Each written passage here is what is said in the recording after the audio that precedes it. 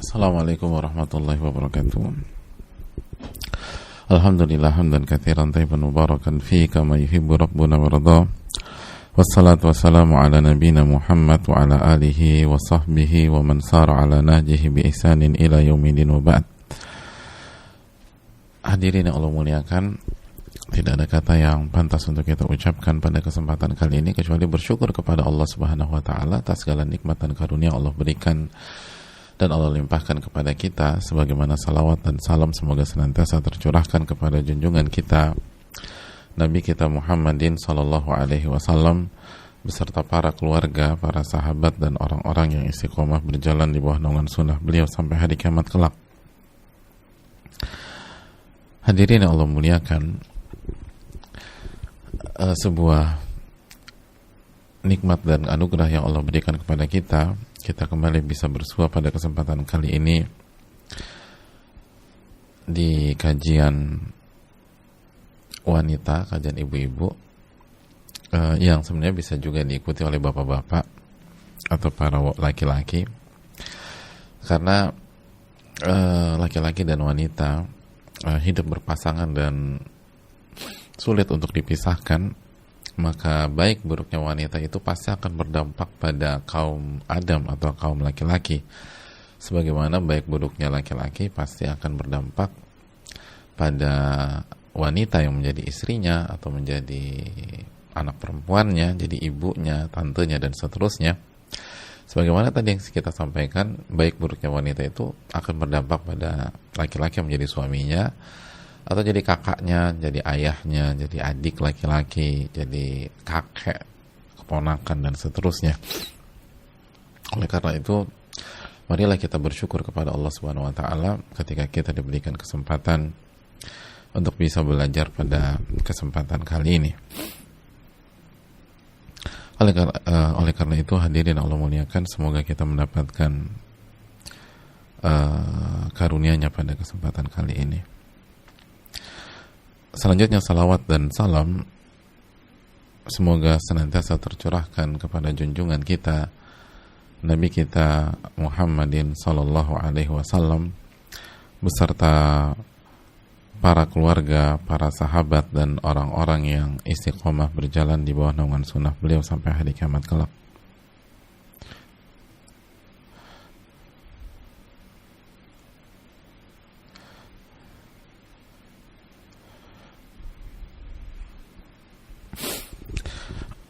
Jamaah yang Allah muliakan, ibu-ibu sekalian, berbicara tentang wanita itu sangat sulit untuk dipisahkan dengan perhiasan. Sangat sulit untuk dipisahkan dengan perhiasan. Bahkan wanita adalah perhiasan, dan perhiasan sangat disukai oleh wanita. Kan begitu ya, wanita adalah perhiasan. Dan wanita sangat suka dengan perhiasan.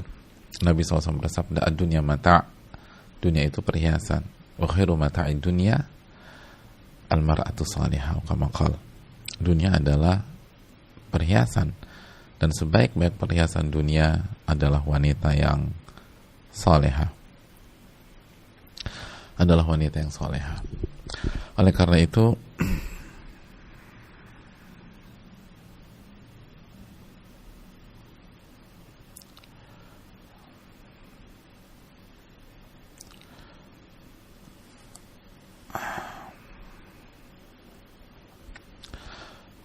hadirin yang Allah muliakan, banyak wanita itu berdoa kepada Allah Subhanahu wa taala untuk diberi perhiasan. Banyak wanita berdoa kepada Allah Subhanahu wa taala untuk diberikan perhiasan, apalagi kalau melihat teman pergaulannya baru punya berlian beberapa karat misalnya. Itu ada tuh keinginan, terus bilang ke suami, terus doa deh kepada Allah Subhanahu wa taala di sepertiga malam terakhir, ya Allah, tolong berikanlah aku berlian 10 karat misalnya. Bahkan kadang-kadang ada yang doa, ya Allah berikanlah suami saya hidayah. Apa yang dimaksud hidayah? Agar dia mau belikan saya perhiasan. Jadi hidayah itu bukan nuntun saya ke surga, bukan jaga saya dari api neraka, bukan bawa saya ke Mekah Madinah, bukan bawa saya umrah, bukan bawa saya haji, bukan agar suami saya bisa qiyamul lail, bisa tahajud, bisa ikut kajian, tapi berikanlah hidayah agar dia berikan saya perhiasan seperti yang dipunyai teman saya, Allah Subhanahu wa taala. Jadi sebuah permintaan yang terjadi di masyarakat. Dan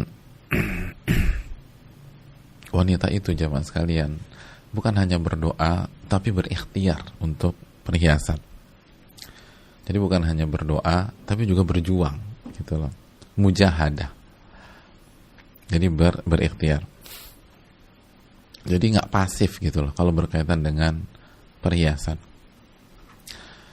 Ada sebuah data yang mengatakan bahwa kurang lebih 47% wanita dengan usia 19 sampai 35 tahun itu membeli perhiasan mereka sendiri tanpa menunggu dibelikan oleh pasangannya. Jadi walaupun pasangannya nggak kasih uang, pasangannya nggak kasih duit, nggak beliin, dia akan nabung, dia akan bekerja, dia akan jualan. Untuk apa? Untuk bisa punya perhiasan.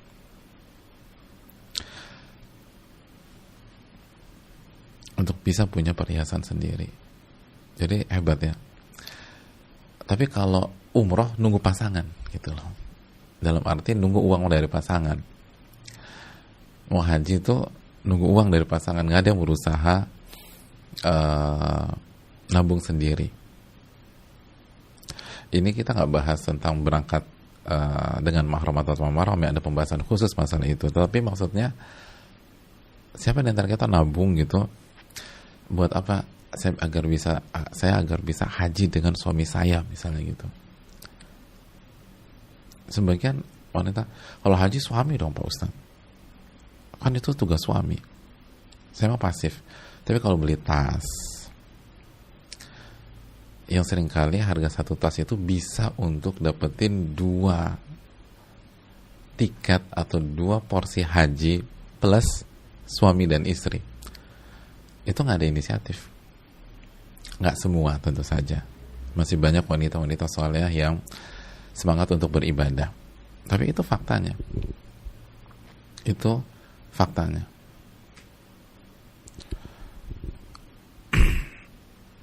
Wanita selalu menyukai perhiasan secara umum. Dan sekali lagi mereka berdoa agar bisa mendapatkan perhiasan yang mereka inginkan. Nah, pertanyaannya simpel. Boleh nggak sih berdoa meminta perhiasan? Dan kalau boleh, apa doanya?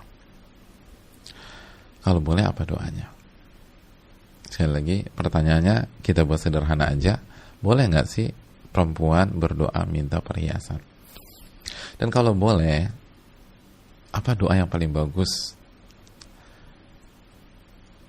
ketika kita mengangkat hal itu kepada Allah Subhanahu wa taala?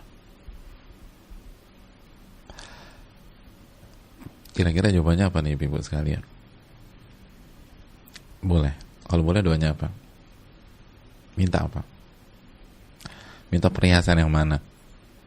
Perhiasan kan ada macam-macam ya. Kita meminta perhiasan yang mana? Bukan hanya untuk minta berlian, ada yang minta mutiara, ada yang minta batu rubi, dan lain-lain. Tapi ternyata boleh loh. Ya, ternyata boleh. Bahkan bukan hanya boleh,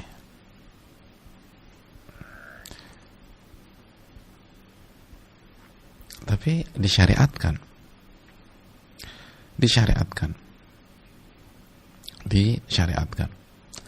meminta perhiasan. Dan hadirin Allah muliakan, dan doa minta perhiasan meluncur langsung dari lisan Rasul Shallallahu Alaihi Wasallam, langsung dari Nabi kita Shallallahu Alaihi Wasallam. Hadirin yang Allah muliakan, dalam sebuah hadits yang dikeluarkan Imam Nasai, dan sebuah hadits yang dikeluarkan Al-Imam An-Nasai,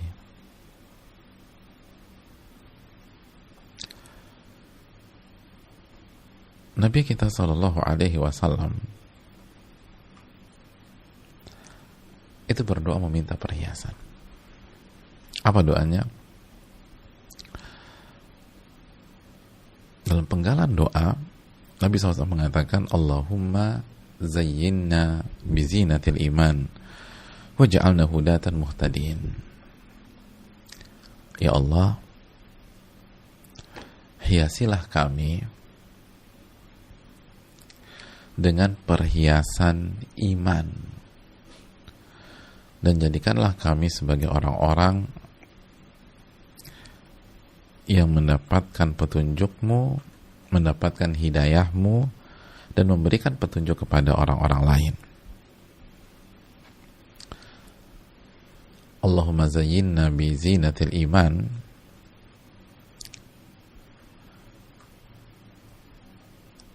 waj'alna hudatan muhtadin. Ya Allah, hiasilah kami dengan perhiasan iman, dan jadikanlah kami orang-orang yang mendapatkan hidayah dan memberikan petunjuk kepada orang lain. Hadis ini sekali lagi dikeluarkan Imam Nasai dan disahihkan oleh Albani rahimahumullahu ta'ala. Dan hadis Ammar bin Yasir. Jamaah yang Allah muliakan, Nabi SAW minta perhiasan loh. Dan ternyata ini bukan doa khusus ibu-ibu. Mungkin ibu-ibu yang paling senang ada doa meminta perhiasan, tapi ini juga buat laki-laki. Jadi laki-laki juga boleh minta perhiasan. Dan yang dimaksud perhiasan adalah perhiasan iman. Yang dimaksud perhiasan adalah perhiasan iman.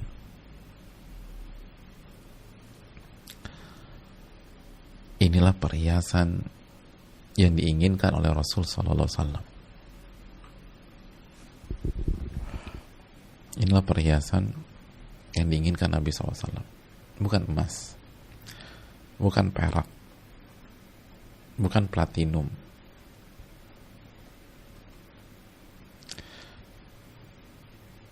dan bukan perhiasan-perhiasan kuno yang lain.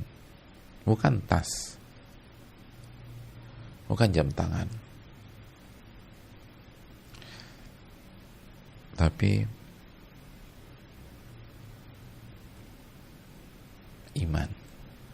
Ya, iman. Itu yang dinamakan perhiasan sesungguhnya. Yang dinamakan perhiasan sesungguhnya.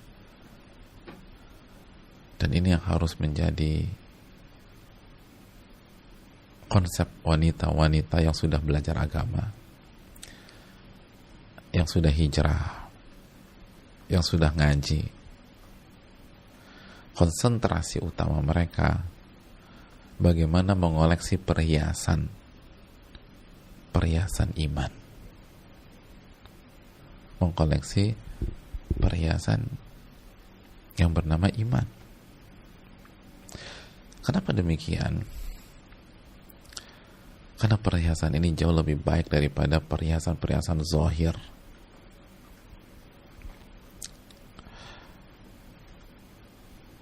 Perhiasan ini jauh lebih indah dari perhiasan-perhiasan yang material, baik yang halal apalagi yang haram. Makanya hadirin Allah muliakan, ini selalu yang ditekankan oleh Allah Subhanahu wa taala dan Rasulnya sallallahu alaihi wasallam. Fokus ke sini, fokus ke sini, fokus ke sini, dan fokus ke sini. Masih ingat ketika Allah Subhanahu wa taala menjelaskan tentang perhiasan dalam surat Al-A'raf? Ya, ayat yang cukup terkenal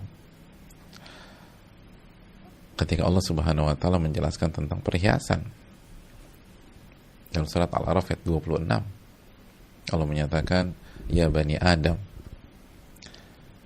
wahai anak Adam, qad anzalna 'alaikum libasa, kami telah turunkan kepada kalian pakaian. Kami turunkan pakaian. Yuwari sawatikum warisha. Pakaian yang fungsinya untuk menutup aurat kalian dan sebagai perhiasan untuk kalian. Jadi kami telah turunkan kepada kalian pakaian yang tujuannya untuk menutup aurat kalian dan perhiasan. Ini menunjukkan bahwa memang salah satu fungsi pakaian atau baju ya itu untuk berhias dan boleh gitu loh. Tapi kita lanjutkan, walibasut taqwa dzalika khair, dan pakaian yang bernama ketakwaan itulah yang paling baik. Jadi selama syarat-syaratnya terpenuhi, boleh-boleh aja berhias dengan pakaian kita. Tapi kita harus ingat loh, walibasut taqwa dzalika khair, dan pakaian ketakwaan itulah yang paling baik. Dzalika min ayatillahi la'allahum yadhakkarun. Dan yang demikian itulah di antara tanda-tanda kebesaran Allah. Semoga mereka bisa selalu mengingatnya. Semoga mereka selalu mengingat, tolong diingat, ibu-ibu sekalian, ingat terus bahwa takwa itu lebih baik daripada semua aksesoris dan perhiasan kita. Iman itu jauh lebih baik daripada seluruh tas, sepatu, baju, dan berlian-berlian kita. Makanya ketika doa perhiasan, Nabi doa tadi, Allahumma zayyinna bi zinatil iman, ya Allah hiasilah kami dengan perhiasan iman. Nabi nggak minta tas, Nabi nggak minta berlian, Nabi nggak minta mutiara dalam doa ini. Nabi minta perhiasan yang bernama iman. Ya kenapa? Karena lebih baik, sebagaimana Al-A'raf tadi, jauh lebih baik jemaah, jauh lebih baik, jauh lebih baik, jauh lebih baik. Kenapa kita tidak ingin mencari yang lebih baik?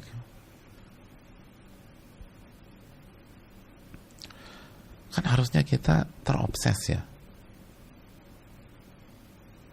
Kenapa ibu-ibu misalnya terobsesi tas dengan brand tertentu dibanding brand tertentu?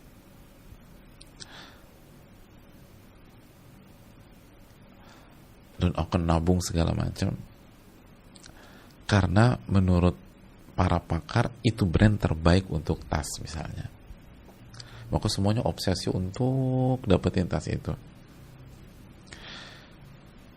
Nah, yang nentuin itu brand peringkat 1, itu brand peringkat 2, itu brand peringkat 3, itu brand peringkat 4, itu siapa sih jamaah? Kan manusia. Dan belum tentu tulus menentukan ranking tersebut. Kita tahu gimana dunia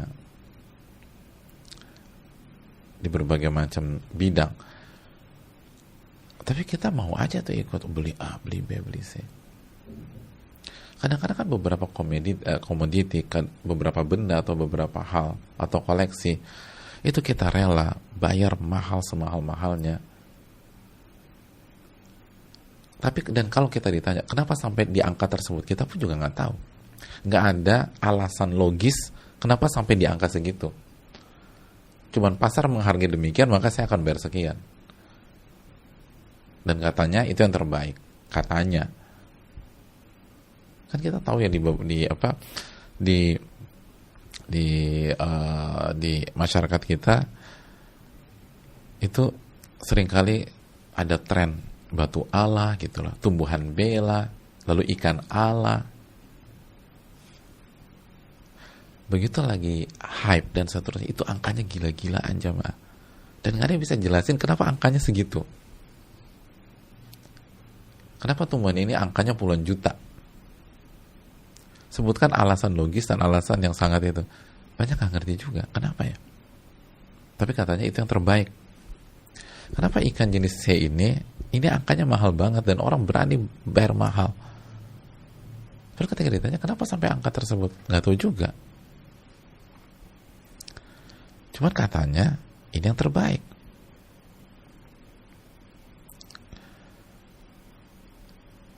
Jemaah sekalian, Allah yang mengatakan bicara perhiasan ini yang terbaik. Masa kita nggak perjuangkan? Allah yang mengatakan wahyu dalam Al-Quran langsung walibasu taqwa dzalika khair, dan pakaian yang bernama ketakwaan itu yang terbaik. Itu yang terbaik. Tidak ada tendensi bisnis, tidak ada tendensi kepentingan, tidak ada tendensi apapun. Allah As-Samad, Allah nggak butuh siapapun. Kalau Allah bilang yang terbaik, itu yang terbaik buat kita. Allah nggak butuh kok. Itu yang kita baca, qul huwallahu ahad, Allahus samad. Allah As-Samad, Allah nggak butuh kita. Mau kita kufur kayak, mau kita beriman, mau kita murtad kayak, kita nggak percaya sama Allah atau kita percaya sama Allah, Allah nggak ada. Allah nggak diuntungkan. Apa kata Allah Subhanahu wa taala dalam hadis qudsi? "Lau anna awwalakum wa akhirakum wa insakum wa jinnakum kanu ala atqa qalbi rajulin wahidin minkum ma zada dzalika ala mulki syai'a."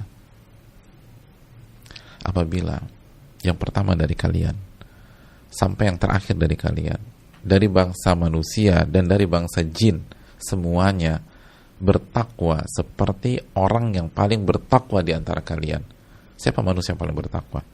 Siapa makhluk yang paling bertakwa jika manusia dan jin dikumpulkan dari awal sampai akhir? Maka kita tahu semua jawabannya. Rasulullah Muhammad bin Abdullah sallallahu alaihi wasallam.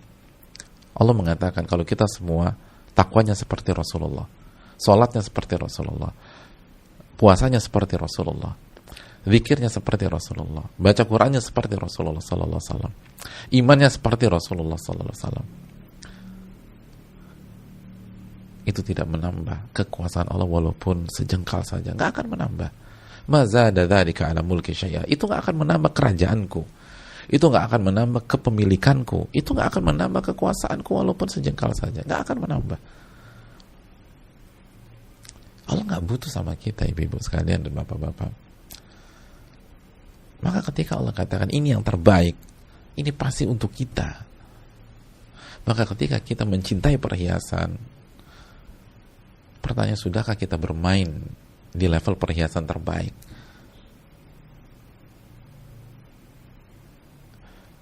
Kalau kita lihat perjalanan seorang wanita karir, itu kita akan lihat tasnya dari awal karirnya sampai di top position itu pasti beda, dan akan mengalami penanjakan.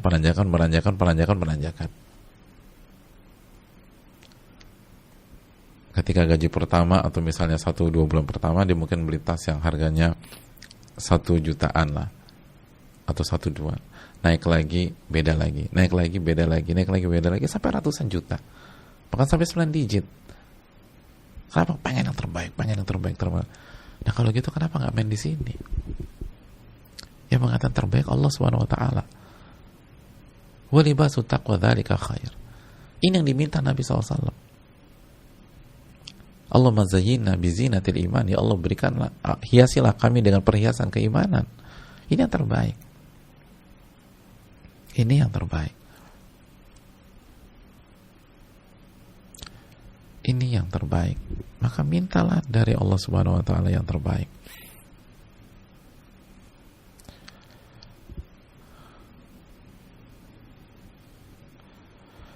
Hadirin yang mulia,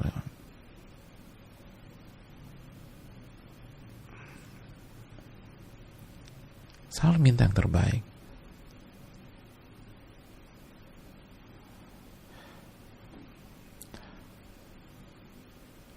Selalu minta yang terbaik. Selalu minta yang terbaik. Dan bicara yang terbaik dari perhiasan, keimanan dan ketakwaan. Keimanan dan ketakwaan.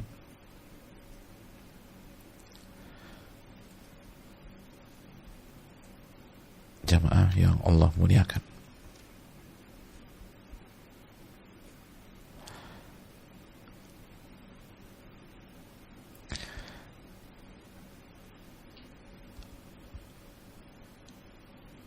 Mengapa ini yang terbaik?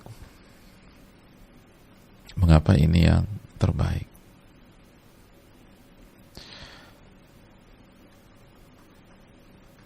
Jawabannya jamaah sekalian, karena inilah perhiasan yang menjamin kebahagiaan kita di dunia dan akhirat. Menjamin kebahagiaan kita di dunia dan akhirat. Menjamin kesuksesan seorang wanita di dunia dan di akhirat. Perhiasan yang lain tidak menjamin, semahal apapun. Semahal apapun.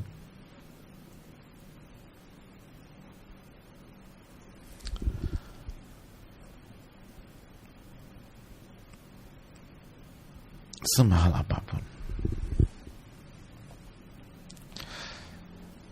Sebagai contoh, cincin pertunangan termahal di dunia itu dimiliki oleh salah satu pesohor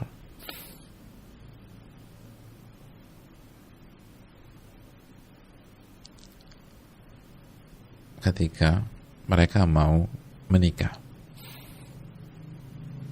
Cincin, satu cincin aja. Kurang lebih harganya 10 juta US dollar. Satu cincin. Berapa sekarang? Berapa sekarang?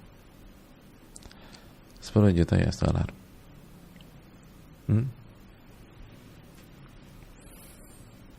Berarti kurang lebih 150 miliar. Benar. Kan 1 juta US dollar berapa? 15 M kan?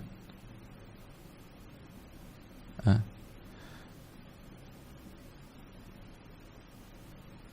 Ya, 150 miliar. Betul. Cincin tunangan. Satu cincin.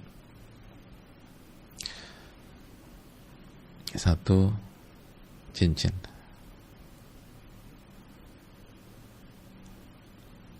Siapa yang antara ibu cincin tunangannya 150 M? Dan jamaah, pernikahannya batal. Pernikahannya batal.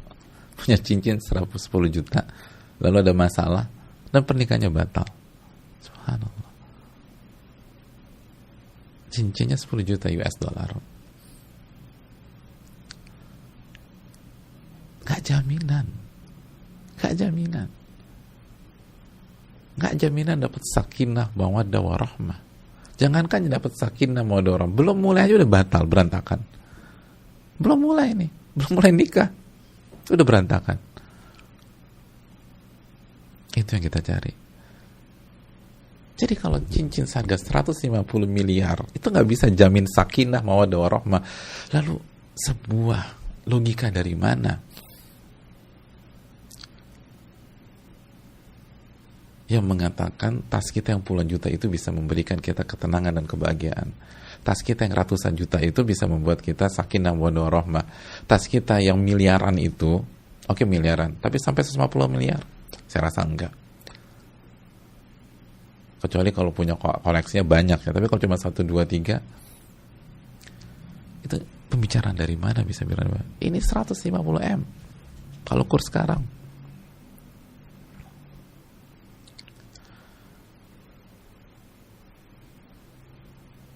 Gak ada jaminan sama sekali. Lalu kita buang duit-duit seperti itu.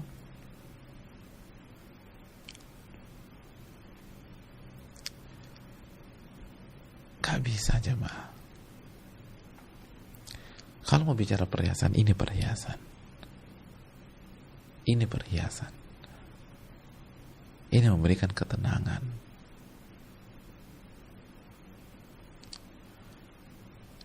Ini memberikan kebahagiaan.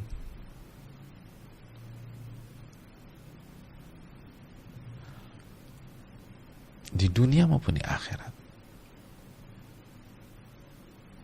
Di dunia maupun di akhirat.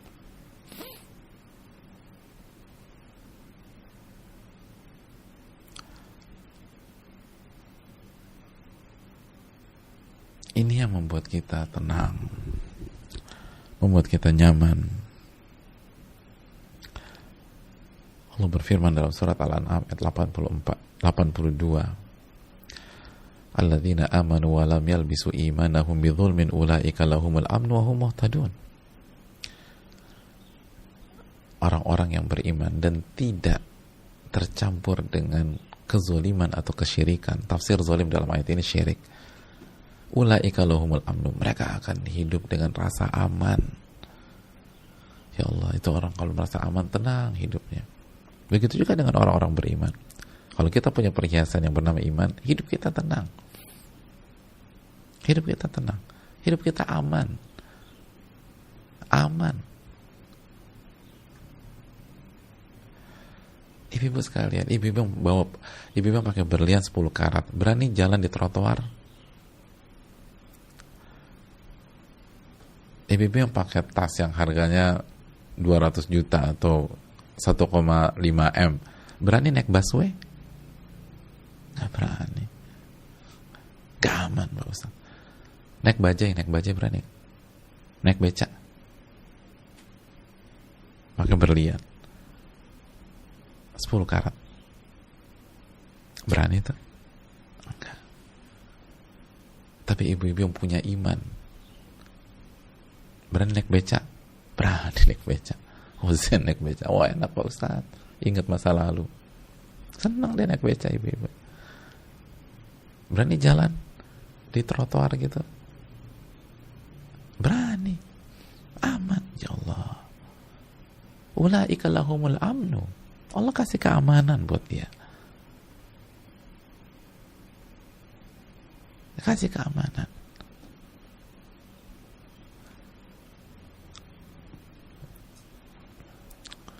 Kasih keamanan. Lihat bagaimana para sahabat hidupnya santai aja karena merasa aman. Ada banyak orang paranoid hidupnya, takut segala macam. Kenapa itu? Gak ada iman. Tapi perhiasannya di mana-mana, gak ada iman. Berantakan. Ulaika lahumul amnu. Mereka akan mendapatkan keamanan dan mereka akan mendapatkan petunjuk. Tentu saja di akhirat mereka akan dimasukkan ke dalam surga, ibu-ibu sekalian. Mereka akan mendapatkan surga. Adapun wanita yang punya tas harga 1M ratusan juta, mereka akan dihisap sama Allah Subhanahu wa taala. Siapkah itu ngejawab? Ditanya, kenapa beli harga tas segini?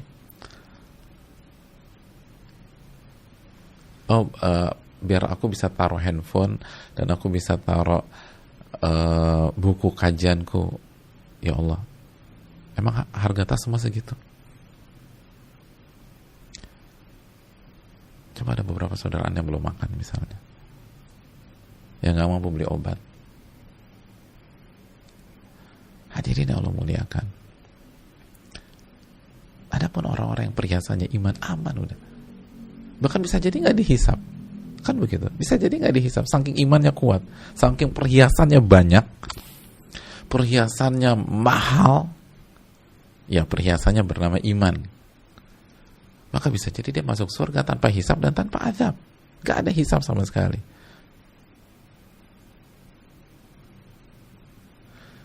Tapi ibu-ibu yang perhiasannya bernama diamond atau berlian, perhiasannya bernama safir, perhiasannya bernama ruby, perhiasannya namanya zamrud. Oh, hati-hati ibu pada hari kiamat. Tsumma latus'alunna yawma idzin 'anil na'im. Akan ditanya sama Allah Subhanahu wa taala. Akan ditanya.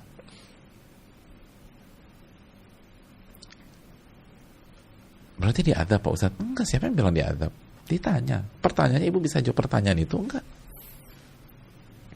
Kenapa punya berlian segini? Kan Nabi katakan, hadis Tirmidzi, la tazulu qadama 'abdin yaumal qiyamah hatta yus'al an arba. Kaki seorang hamba tidak akan beranjak di sisi Allah. Dari sisi Allah sampai ditanya tempat perkara. Di antaranya apa? Wa an malihi min aina iktasaba fi ma anfaqah. Dia ditanya tentang uangnya, dari mana ia dapatkan dan kemana dia gunakan, kemana dia alokasikan, kemana ia donasikan, kemana ia belanjakan. Akan ditanya sama Allah Subhanahu wa taala. Betul, para ulama kita sebagian memiliki baju yang mahal, tapi mereka beli baju yang mahal tersebut itu untuk mencari ridho Allah Subhanahu wa taala. Mereka pakai buat ibadah. Mereka pakai buat ibadah. Seperti Abdullah bin Abbas. Abdullah bin Abbas punya baju seharga 1000 dirham untuk ibadah. Untuk ibadah. Untuk kajian. Untuk berhias di hadapan Allah. Sekarang jujur, ketika kita punya itu semua, untuk berhias di hadapan Allah atau berhias di hadapan makhluk? Untuk mendapatkan perhatian manusia atau untuk mencari wajah Allah Subhanahu wa taala? Tidak perlu dijawab dengan lisan, tapi hati kita yang akan diminta pertanggungjawabannya oleh Allah Subhanahu wa taala. Maka ini yang harus dicamkan, jamaah. Ini yang harus dicamkan. Maka carilah perhiasan yang bernama iman.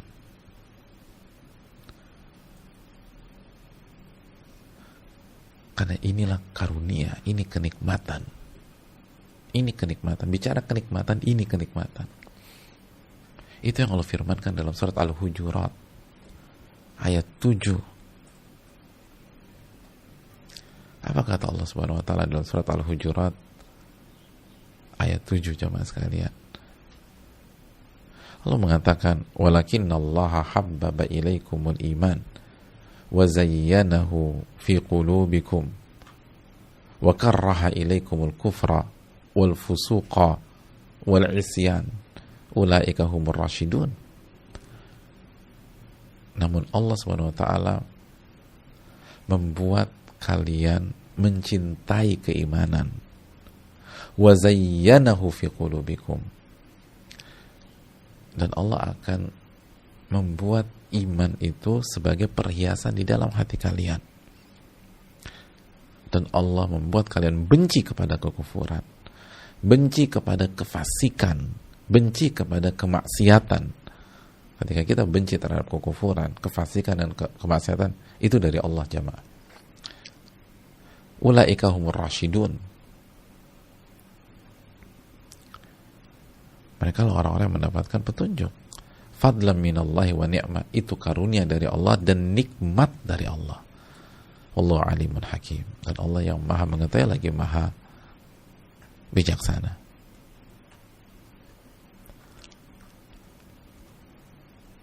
Jadi hadirin yang Allah muliakan, kenapa Nabi SAW mengatakan iman itu perhiasan? Lalu Allah dalam ayat ini, Al-Hujurat ini ayat 7,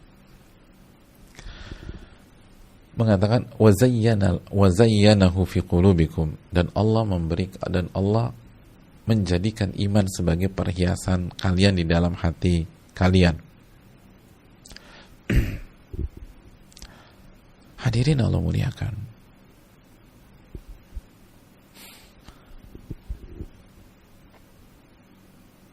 itu memang iman berfungsi sebagai perhiasan. Sebagaimana tadi, rubi, berlian, zamrud, safir, itu membuat wanita semakin cantik, berkelas, elegan, luxury, dan lain sebagainya. Maka iman punya kemampuan itu, bahkan lebih lagi, karena ini yang terbaik. Walibasu taqwa dzalika khair. Kan yang terbaik ini tadi surat Al-A'raf. Maka kemampuan iman dalam menghiasi ibu-ibu sekalian, dalam membuat seorang wanita tampil semakin anggun, semakin berkelas, semakin indah. Itu jauh lebih tinggi daripada berlian, rubi, safir, zamrud, dan teman-temannya. Dan ibu bisa lihat, kita ngerti kehidupan lah. Dan bukan anak kemarin sore, tapi sudah makan asam garam kehidupan. Lebih kagum, lebih nyaman bergaul dengan teman yang mana? Teman yang mengandalkan tas mereka ketika bergaul sama kita, atau teman yang mengandalkan iman mereka ketika bergaul sama kita? Jawaban ada di tangan ibu sekalian. Dan kalau belum pernah ketemu orang seperti itu, jangan memvonis dulu, tapi cari orang seperti itu dulu. Asal benar-benar dengan iman ya, bukan hanya dengan casing keimanan, tapi ternyata bermasalah dengan iman. Semua kita sepakat, orang yang punya iman lebih menyenangkan, lebih membahagiakan, lebih meneduhkan, lebih enak dijadikan sahabat dibanding orang yang mengandalkan perhiasan materinya dalam pergaulan. Yang ada mayoritasnya sombong, show of force, nyebelin, pamer, dan lain sebagainya. Hidup dalam kesandiwaraan, hidup dalam keberpura-puraan. Bahkan bela-belain nyewa untuk tampil di sebuah event dengan sebuah hal yang branded.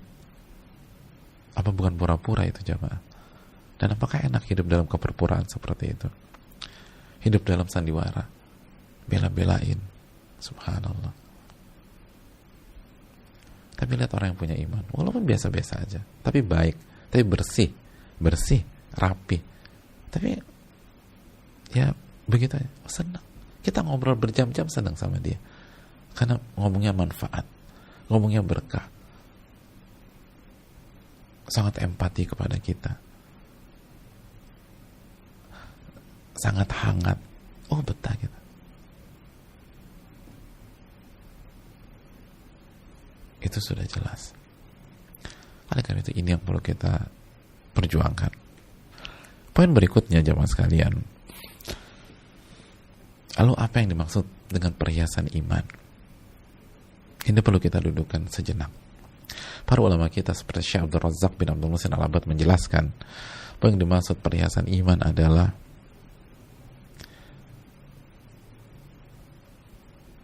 perhiasan yang mencakup zahir seorang hamba dan batin seorang hamba.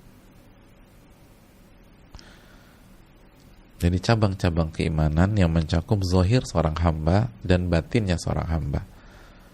Jadi zahir itu penting, tapi bukan hanya zahir, batinnya juga penting. Dan inilah perhiasan untuk hati. Pada saat hati memiliki usul ad-din, pondasi-pondasi agama.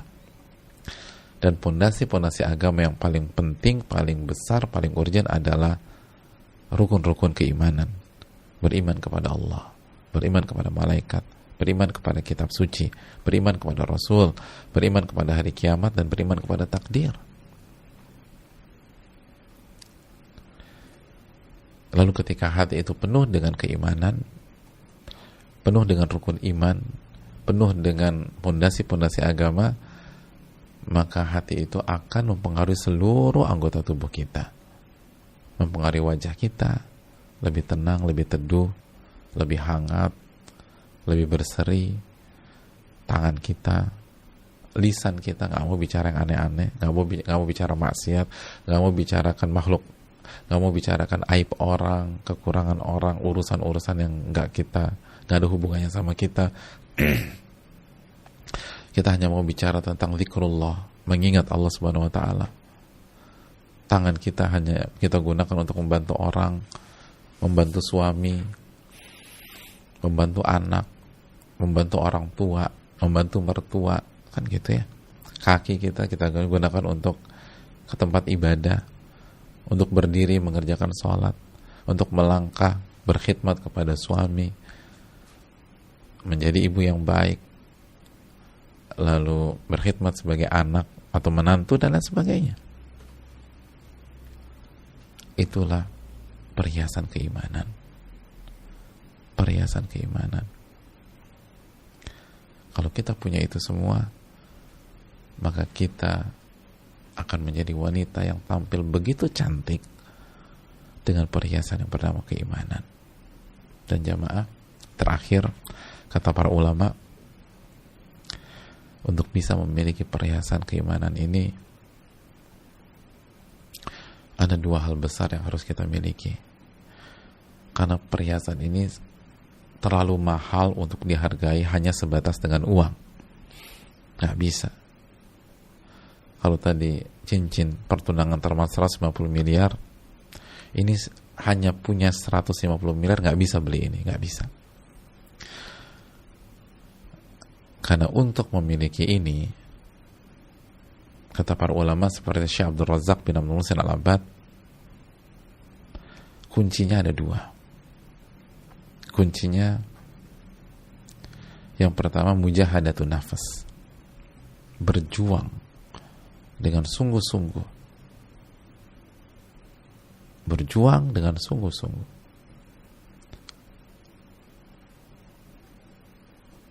berjuang untuk beriman kepada Allah, mulai dari menuntut ilmu lalu mengamalkan ilmu tersebut, karena semua itu perjuangan.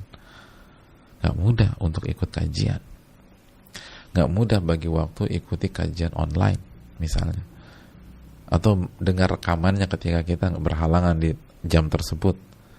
Di tengah-tengah kita harus bertugas sebagai seorang ibu, seorang istri, seorang anak, seorang menantu. Itu gak mudah. Itu yang harus kita perjuangkan.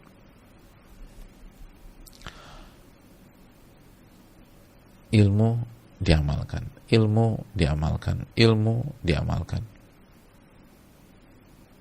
Mujahadah. Tanpa berjuang tidak akan mendapatkan perhiasan ini. Jangan berpikir karena uang kita banyak kita bisa dapatkan perhiasan ini. Jangan berpikir karena kita punya jaringan yang kuat kita bisa mendapatkan perhiasan ini. Perhiasan lain mungkin kita bisa dapatkan dengan jaringan kita. Saya cek teman saya di sini ya, teman saya penjual perhiasan, saya cek dia ya. Teman saya punya ini, saya cek dia, mungkin bisa. Tapi perusahaan ini nggak bisa. Harus kita yang berjuang, kita yang melangkah, kita yang jungkir balik, kita yang membuat kepala di kaki, kaki di kepala kalau bahasa sebagian orang. Kita yang harus berjuang. Tanpa perjuangan nggak bisa. Itu kata para ulama. Perhiasan ini Anda harus korbankan diri Anda. Yang Anda harus keluarkan adalah diri Anda, bukan uang Anda semata. Uang Anda ya, dengan infak, dengan sedekah, dengan zakat misalnya, tapi nggak cukup dengan itu. Semuanya, Allah minta semuanya. Mujahadatun nafas. Yang Allah minta dari kita, khususnya ibu-ibu sekalian, diri ibu-ibu sekalian, seberapa berjuangnya, seberapa berjuangnya, baru kita mendapatkan perhiasan ini.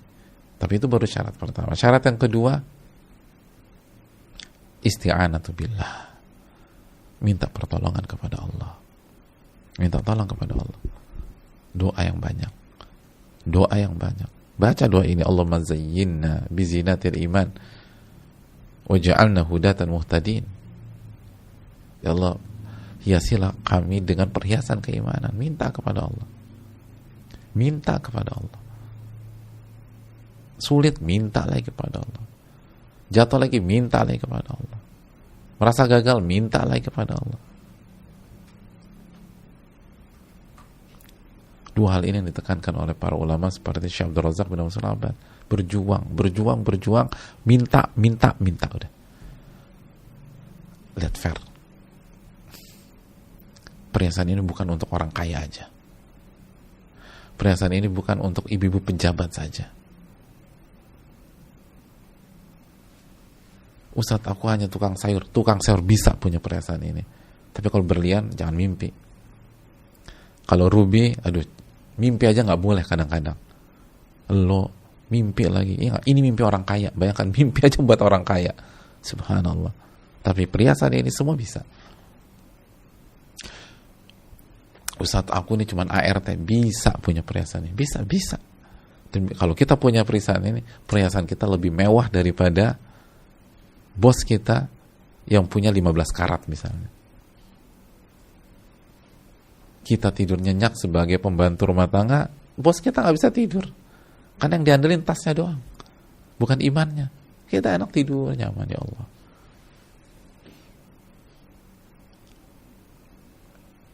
Bisa berjuang, tapi ilmu diamalkan. Lalu minta pertolongan sama Allah. Selalu minta tolong.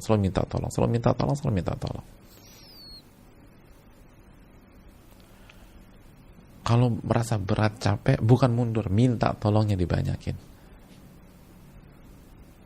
Dan ini yang Nabi sabdakan dalam hadis Tirmidzi, ihris ala ma yanfa'uka wasta'in billah wala ta'jiz.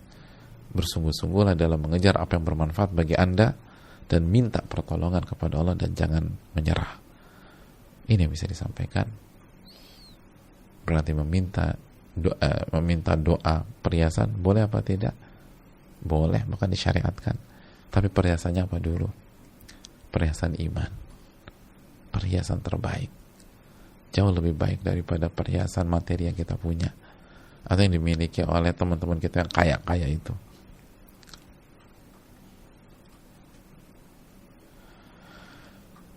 Maka jangan minder.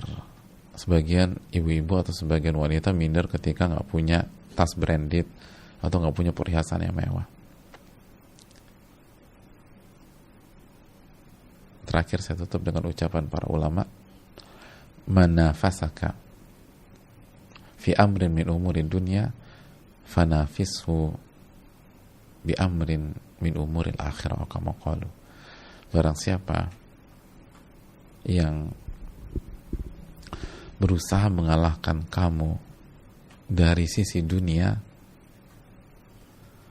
maka kalahkan dia dari sisi akhirat. Jadi jangan terbawa cara bermainnya. Dia berusaha tampilkan dunianya, jangan terbawa. Kita fokus ke akhirat. Kita fokus amalan akhirat. Ini yang bisa disampaikan. Semoga bermanfaat. Kita buka sesi tanya jawab. Wassalamualaikum warahmatullahi wabarakatuh.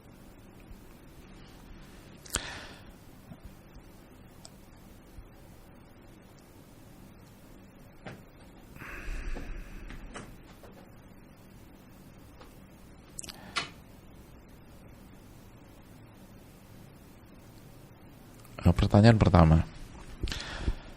Assalamualaikum Pak Ustadz. Waalaikumsalam warahmatullahi wabarakatuh. Jazakallahu khair atas ilmunya. Semoga Pak Ustadz dan seluruh umat Islam di dunia ini dijaga dari musibah yang berat dalam agama dan dunianya. Amin ya rabbal alamin. Begitu juga dengan ibu yang bertanya. Pak Ustadz, saya merasa kecil setelah dengar kajian Pak Ustadz menjadi wanita terbaik. Saya merasa jauh sekali dari wanita terbaik. Makin mendengar kajian wanita terburuk membuat saya semakin merasa buruk. Pak Ustadz, saya mempunyai suami yang sangat baik dan saya sangat mencintainya karena Allah. Namun suami saya ini suka sekali mengatur, sampai hal yang remeh-temeh seperti tingkat kematangan kerupuk pun diatur sama dia. Masya Allah ya. Jadi tingkat kematangan kerupuk, ada istilah tingkat kematangan kerupuk, gosong atau tidak, warna baju saya, banyak lainnya. Saya selalu berusaha memenuhi keinginannya, tapi kadang perintahnya itu agak berlebihan, terutama soal masakan, karena dia memerintahkan saya untuk sesuatu hal yang bukan bidangnya. Jadi kalau saya turuti, akhirnya makanan saya rasanya kacau dan anak-anak jadi tidak bisa makan. Sebenarnya taat yang seperti apa seorang istri kepada suaminya Pak Ustadz? Apakah memang harus dituruti saja semua keinginannya meski seperti itu ia pun sadar bahwa yang ia perintahkan itu salah? Oh, berarti udah sadar suaminya ya. Hadirin yang Allah muliakan, yang pertama, merasa diri kerdil dan rendah di hadapan Allah itu bagus, tapi jangan minder. Ketika kita lihat sebuah kajian, kayaknya ya Allah, aku nggak ada sama sekali di kriteria wanita terbaik. Itu bukan minder, tapi jadikan momentum, berarti aku harus berubah, aku harus berjuang, dan aku harus dapetin dengan taufik dari Allah Subhanahu wa Ta'ala. Itu jamaah. Jadi bukan minder, tapi semangat untuk berubah. Itu yang pertama. Yang kedua, suami yang sangat baik dan saya sangat mencintainya karena Allah, tapi sangat pengatur. Hadirin yang muliakan, pertama, bersyukurlah punya suami yang sangat baik, karena di luar sana banyak sekali wanita yang mengeluhkan suaminya. Nggak terhitung wanita yang makan hati dengan suaminya, yang tersiksa dengan suaminya, yang tidak bahagia dengan suaminya. Maka bersyukurlah ketika kita punya suami seperti ini, dan bersyukurlah ketika kita punya suami yang kita cintai. Ada banyak wanita di sana itu yang tidak mencintai suaminya, dan dia tersiksa dengan kondisi demikian. Iyalah, tinggal dengan seorang laki-laki yang dia tidak cintai. Ada yang harus bersandiwara terus setiap saat, bertahun-tahun dia hidup dengan kesandiwaraannya, karena dia nggak mencintai suaminya tersebut, dan dia nggak bisa mengatasi kondisi tersebut. Itu yang terjadi.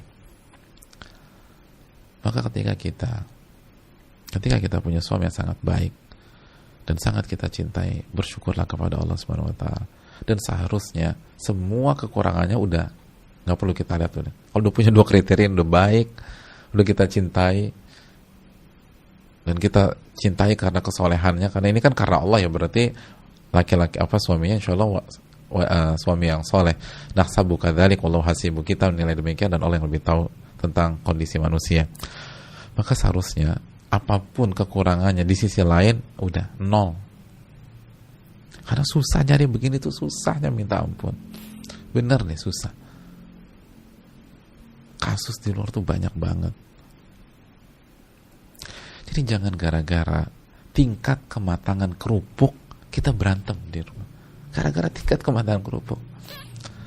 Suami kita mau tingkat kematangan kerupuknya 89%.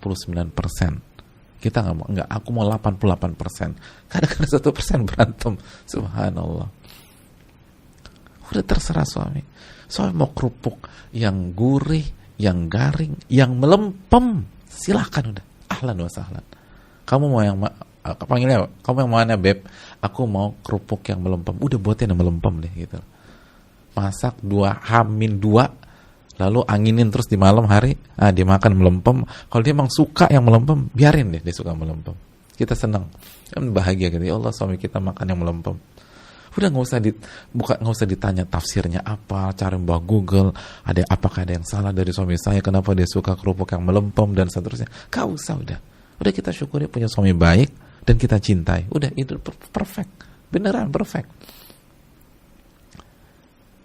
Karena nggak ada yang sempurna, artinya nggak ada yang sempurna 100%, pasti semua orang ada kekurangan. Tapi paling nggak, dia baik dan kita cinta dengan dia dan dia punya kesolehan. Udah, mau cari apa lagi? Kalau kita nggak bersyukur, harusnya dicabut sama Allah. La in syakartum la azidannakum wa la in kafartum inna adzabi lasyadid. Dalam surat Ibrahim ayat 7, kalau kalian kufur nikmat dicabut sama Allah. Berantakan jamaah. Susah nyari begitu. Susah. Jadi udahlah, kerupuk jangan dibahas. Nah, terus yang kedua, tinggal mengatur ya. Itu mengatur. Punya suami yang mengatur itu bagus loh. Karena ar-rijalu qawwamuna 'alan nisa. Laki-laki itu pemimpin bagi wanita, dan salah tugas pemimpin itu ngatur. Dan wanita DNA-nya, fitrahnya suka diatur. Senang wanita yang, coba tanya hati kecil wanita, dan wanita adalah wanita. Mau dia di luar seperti apapun, mau kedudukannya tinggi apapun, dia bos di luar, ada kerinduan untuk diatur oleh laki-laki sebagai suami dan istri. Tentu saja ada kerinduan untuk itu. Itu nggak bisa dipungkiri, karena Allah yang berfirman, yang menciptakan dia yang bilang, yang berfirman, Ar-rijalu qawwamuna 'alan nisa. Laki-laki itu pemimpin bagi wanita. Pemahaman terbaliknya, wanita dipimpin. Laki-laki mengatur, wanita diatur. Itu sudah fitrah. Jadi bersyukurlah. Saya tahu ada beberapa kasus. Ini yang saya tahu, belum yang saya tidak tahu. Itu istri gugat cerai bukan karena suaminya nggak baik, tapi karena suaminya nggak bisa ngatur dia. Dan hal-hal sepele. Tapi dia merasa kehilangan ruh sebagai wanita karena pengen diatur.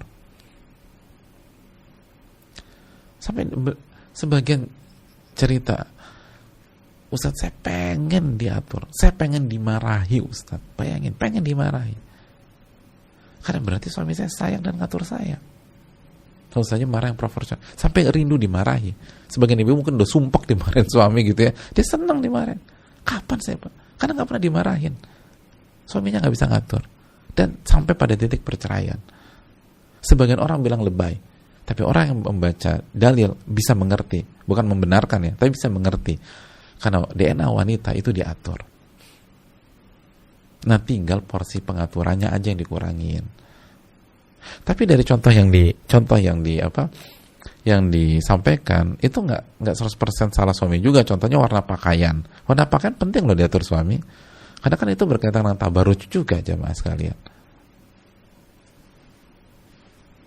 Jadi kalau seorang wanita memakai memakai pakaian yang warnanya itu, kalau dia keluar itu akan menarik perhatian laki-laki non mahram yang dia temui dan lewati, menarik perhatian, maka suaminya minta dia ganti warna, cari warna yang lebih kalem, yang lebih tertutup dan seterusnya. Jadi warna itu udah benar, tinggal secara umum benar. Tapi kalau kerupuk, iyalah kerupuk agak berlebih-lebihan. Tapi seperti tadi, udah yang penting suami senang udah. Gini loh kaidahnya, ini kaidah nurut ya. Turuti apa yang diminta suami selama tidak haram. Selama tidak haram, maka wajib kita turuti. Selama tidak haram. Ya nggak boleh kita turuti kalau haram. Nah pertanyaan, tingkat kemataan kerupuk haram atau halal? Halal, bebas. Berarti harus dituruti. Harus dituruti. Walaupun itu bukan bidangnya suami, selama tidak haram, ikuti. Nah kecuali kalau sampai membuat mudarat yang lain, seperti anak-anak tidak jadi makan. Nah kotak itu yang mungkin perlu dibahas. Yang kalau menimbulkan mudarat yang lain dan menimbulkan hal yang negatif, itu aja yang dibahas. Yang lain sih ikutin aja. Wes mau apa ikutin deh. Mau kasih resep apa, resep itu, dan rasanya nggak karu-karuan, udah ikutin. Kecuali kalau dia nggak makan juga. Kalau dia makan, ikutin. Kan yang penting nggak mubadzir. Ya udah ikutin. Diikutin hadirin sekalian. Pokoknya itu yang perlu camkan bersama-sama.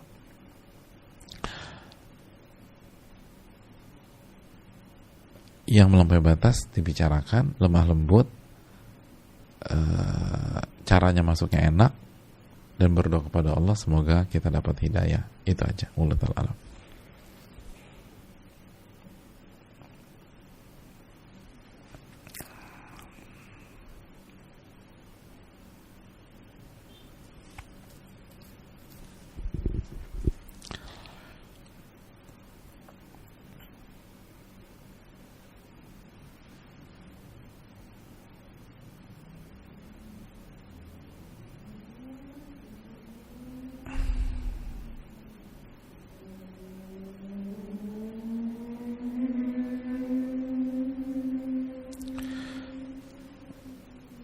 Assalamualaikum Ustaz. Waalaikumsalam. Izin bertanya, saya sebagai wanita tidak begitu tertarik dengan perhiasan emas, pernak-pernik, dan segala aksesorisnya.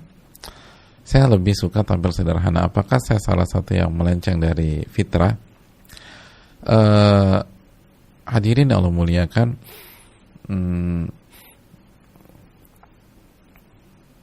yang pertama bahwa ketika Allah Subhanahu wa ta'ala menjelaskan di dalam Al-Quranul Karim bahwa wanita itu tumbuh dengan perhiasan. Dalam surat Az-Zukhruf ayat 18, awaman yunasha fil hilyati wa huwa fil khisami ghairu mubin, apakah pantas pihak yang tumbuh dengan perhiasan, di dalam perhiasan maksudnya wanita, dan tidak pandai berdebat, itu layak menjadi anak Tuhan atau anak Allah. Jadi wanita memang dari kecil tumbuh dengan perhiasan. Itu menunjukkan bahwa fitrah manusia, fitrahnya wanita suka dengan perhiasan. Tapi seringkali rasa ketertarikan itu bisa berkurang karena faktor-faktor X lainnya, seperti masa kecil, terus treatment yang diterapkan oleh orang tua atau pola yang diterapkan oleh lingkungan, itu bisa mempengaruhi. Dan selama tidak haram, maka nggak ada masalah sama sekali. Tapi yang perlu kita camkan adalah ketika kita menikah nanti, lalu suami kita ingin kita tampil cantik dan berhias dengan di hadapan dia. Nah, ini kita harus bisa bermain cantik sebagai wanita. Pada dasarnya kalau selama nggak ada haram, nggak ada apa-apa. Tapi ketika suami kita ingin kita tampil sesuai dengan ekspektasinya, dan itu kita kurang ke arah sana, maka kita harus bermain cantik. Kita harus bermain cantik, dan kita harus buat suami kita senang dan puas dengan kita. Kita tahu wanita saleh adalah allati tasurruhu idza nadhara ilaiha, wanita yang apabila dilihat oleh suaminya merasa senang. Itu salah satu PR ya. Selebihnya selama kita tampil bersih, rapi, baik, maka nggak ada masalah insyaallah taala.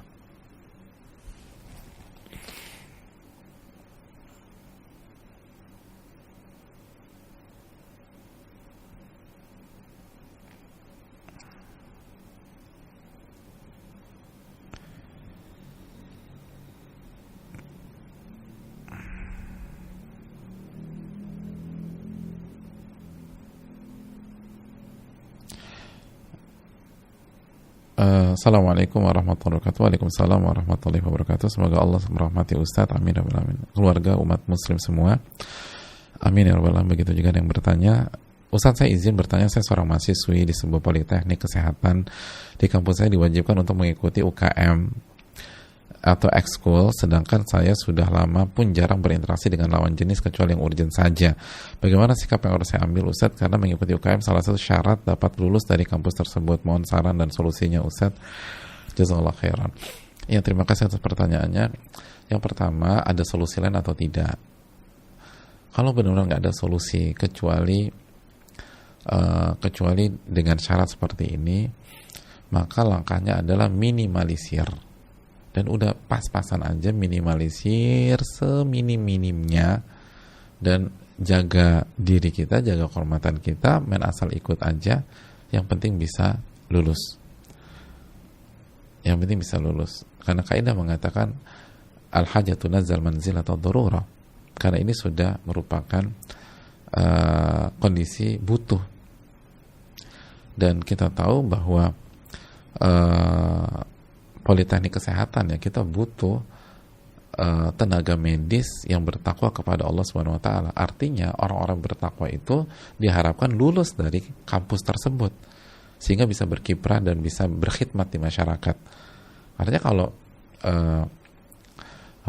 anti nggak lulus, berarti kita artinya umat kekurangan satu tenaga medis yang berusaha bertakwa kepada Allah, dan itu kerugian. Ini kebutuhan umat. Kebutuhan umat. Butuh dokter yang bertakwa, butuh suster yang bertakwa, dan butuh tenaga medis lain yang bertakwa.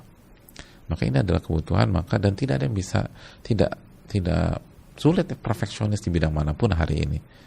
Sulit perfeksionis di bidang manapun hari ini, dan ini kondisi hajah dalam ilmu fikih, dan insya Allah hajatun nazal manzilat darurah. Kaidah fikih menyatakan, kaidah ulama dalam dunia fikih mengatakan, kondisi-kondisi hajat seperti ini seperti hukum darurat, maka ambil seminim mungkin. Wallahu ta'ala bisawab. Dan insya Allah bisa ya, tapi saya nggak tahu juga ya kondisi. Tapi kalau kita jujur sama Allah, insya Allah Allah akan berikan kemudahan.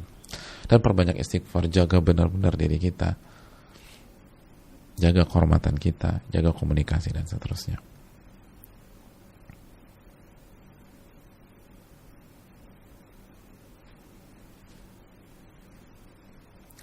Assalamualaikum warahmatullahi wabarakatuh. Waalaikumsalam warahmatullahi wabarakatuh. Semoga Ustadz, keluarga, beserta tim dan juga untuk kita semua para penuntut ilmu diistiqomahkan dalam belajar, diberi taufik dan hidayahnya, amin ya rabbal alamin.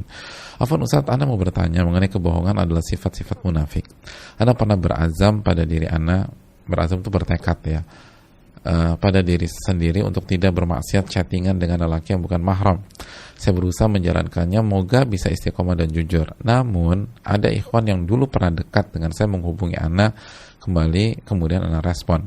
Apakah Anda termasuk hamba yang munafik? Jazakallahu khairan, barakallahu fiik, barakallah. Yang pertama, insya Allah tidak. Insya Allah ya, kita tidak merekomendasikan, tetapi orang munafik itu nggak akan bertanya seperti ini. Kata Al-Hasan dalam hadis Bukhari, ma khafahu illa mu'min wala aminahu illa munafik. Tidak ada seorang pun yang khawatir dirinya munafik kecuali orang mukmin. Dan tidak ada seorang pun yang merasa aman dari kemunafikan kecuali dia munafik. Jadi ketika penanya khawatir jangan-jangan aku munafik ya, insya Allah itu tanda bahwa penanya adalah seorang mukminah. Tetapi harus diperinci. Kalau responnya masih dalam koridor, cuman karena ada kebutuhan, koridor itu apa sih? Kebutuhan dan sesuai porsi, ya berarti nggak ada masalah. Tapi kalau offside, ini bukan munafik, tapi ini kekhilafan, dan segera taubat kepada Allah, istighfar, dan kasusnya ditutup, case closed. Jadi udah, lalu lanjut lagi, jangan dibuka lagi pintu itu, kecuali jika ingin ke jenjang pernikahan dengan cara yang benar. Wallahu ta'ala a'lam.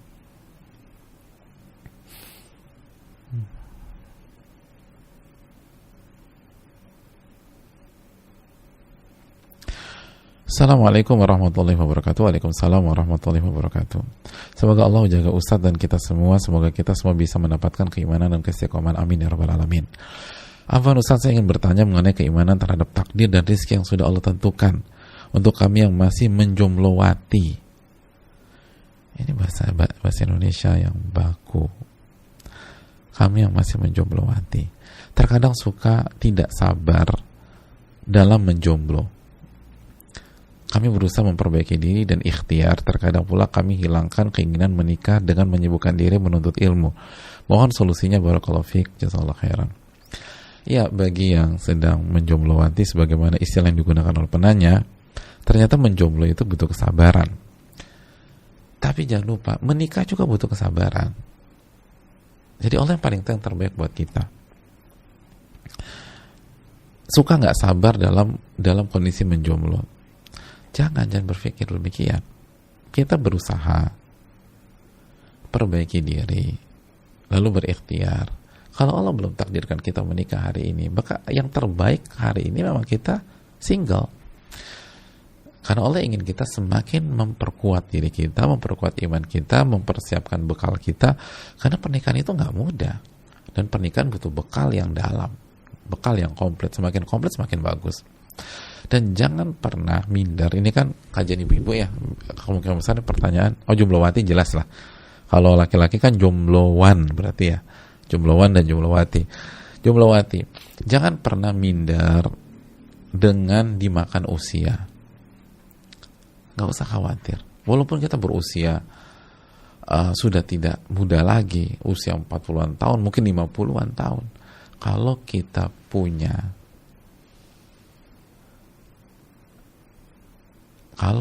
punya keutamaan, kita punya keunggulan, kita punya keistimewaan, insya Allah Allah akan kasih jalan. Insya Allah Allah kasih jalan. Yang harus khawatir adalah orang atau wanita yang tidak punya sisi baik, yang tidak memperbaiki diri. Maka itu yang ditinggalkan. Adapun wanita yang sudah tidak muda lagi, tapi dia perbaiki diri, dia punya keistimewaan, insya Allah dicari. Dan dalilnya simpel. Bukankah Khadijah radhiyallahu ta'ala, ibunda kita, mendapatkan laki-laki terbaik di dunia di usia berapa? Di usia 17 tahun? Di usia 18? Di usia 20? Pada saat beliau masih gadis? Beliau janda. Usia 40 tahun. Sebagai pendapat yang masyhur di tengah-tengah para ulama. 40 tahun. Dapat laki-laki terbaik. Dan kompetitornya 19 tahun, 20 tahun, 25 tahun, 30 tahun. Tapi beliau yang mendapatkan hati dari Rasul kita SAW. Kenapa? Karena kebaikan-kebaikan yang belum miliki. Jamaah sekalian, laki-laki yang baik dan spesial itu tahu bagaimana cara memilih dan tahu harus memilih siapa. Oleh karena itu jangan pernah khawatir, jangan pernah kehilangan harapan. Dan menuntut ilmu agama bukan untuk menghilangkan keinginan menikah, bukan. Menuntut ilmu agama itu bekal untuk menikah justru. Itu kan ucapan Imam Bukhari, al-ilmu qabla al-qawli wal amal. Ilmu dulu sebelum berbicara dan beramal. Bukan untuk menghilangkan amal. Ilmu itu kita tuntut bukan untuk menghilangkan amal. Kalau nikah itu amal, bukan untuk menghilangkan amal, tapi untuk mempersiapkan amal tersebut agar kita bisa sukses dan diberikan taufik oleh Allah. Wallahu ta'ala bisawab.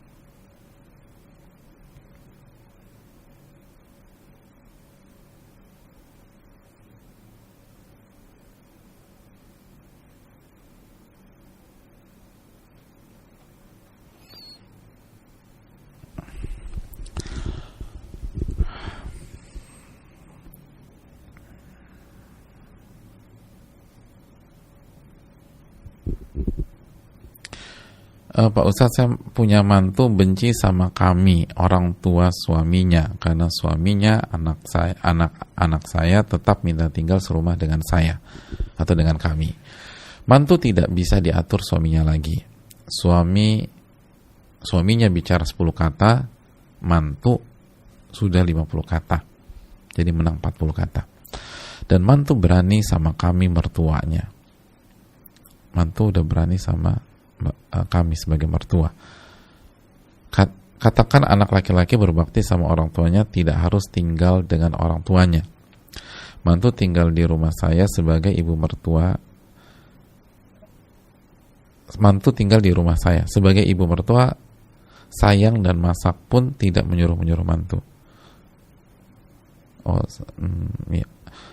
Besan kami bukan ingetin anaknya, malah intervensi kami. Yang mau tinggal serumah adalah anak kami.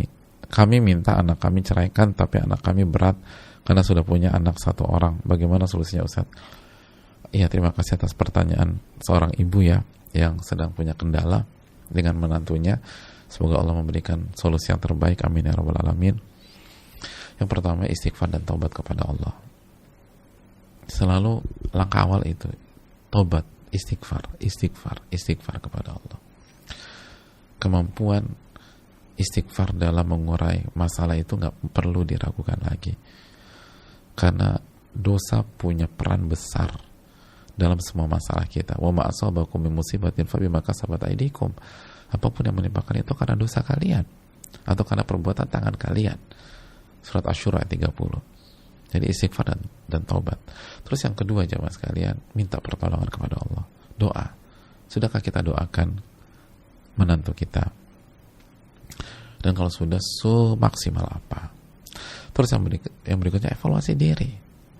Dan salah satu yang perlu dievaluasi adalah hukum asalnya istri punya hak tinggal di tempat tinggal yang membuat dia independen.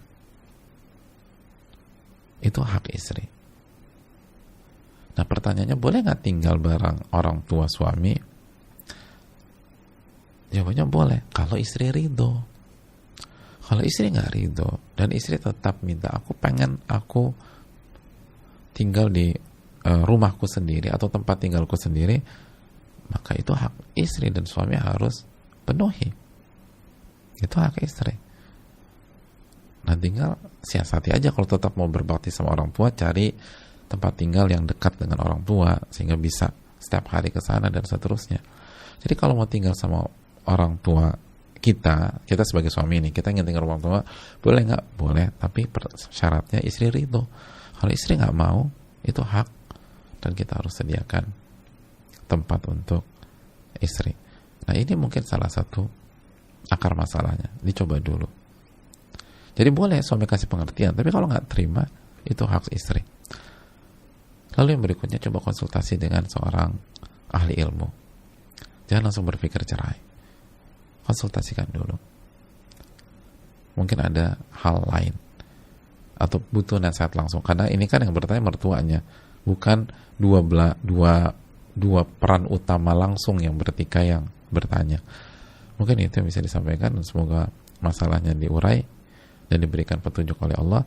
Saya rasa cukup sampai di sini kajian kita pada siang hari ini. Semoga bermanfaat dan semoga bisa menjadi pintu hidayah bagi kita semua. Kita tutup, subhanakallahumma wa bihamdika asyhadu an la ilaha illa anta astaghfiruka wa atubu ilaik. Rabbana taqabbal minna. Assalamualaikum warahmatullahi wabarakatuh.